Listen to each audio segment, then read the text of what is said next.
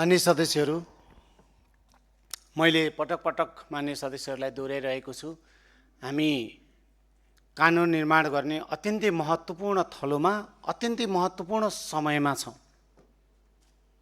जनताहरू हामीबाट कस्तो कानुन निर्माणमा हाम्रो कार्य सम्पादन कस्तो हुन्छ हेरिरहनु भएको छ। त्यसकारणले म मान्य सदस्यहरूलाई विनम्रताको पूर्वक अनुरोध गर्न चाहन्छु, यहाँहरू बस्नुहोस्, कार्यसूचीमा अगाडि बढौँ, कार्य सञ्चालन गरौँ। बसेर सभा सञ्चालन गर्न सहयोग गर्नुहोस्।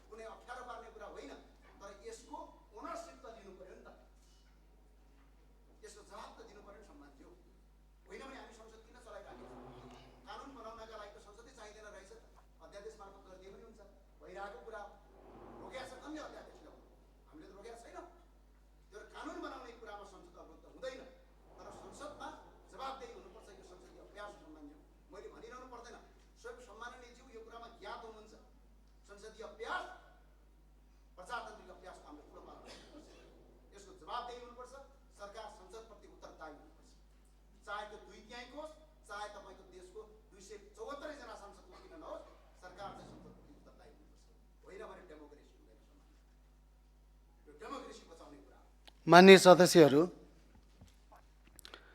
आजको कार्यसूचीमा रहेका सबै विषयहरू कार्यसूचीबाट हटाएको छु।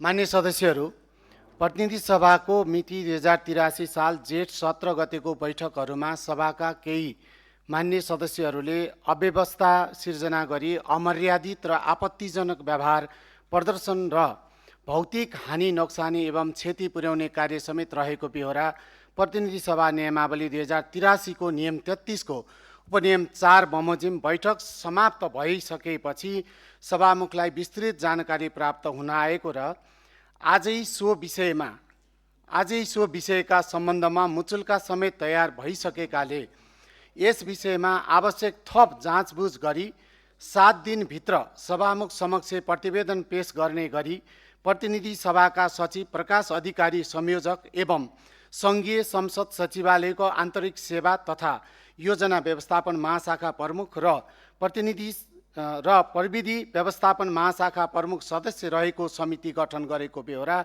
जानकारी गराउँछु। साथै प्रतिवेदन प्राप्त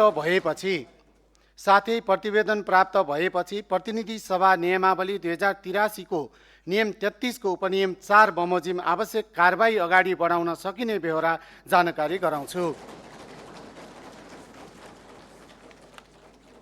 मान्य सदस्यहरू, अब प्रतिनिधि सभाको अर्को बैठक 2083 साल जेठ 19 गते मङ्गलबार दिनको 1 बजे बस्ने गरी यो बैठक स्थगित हुन्छ।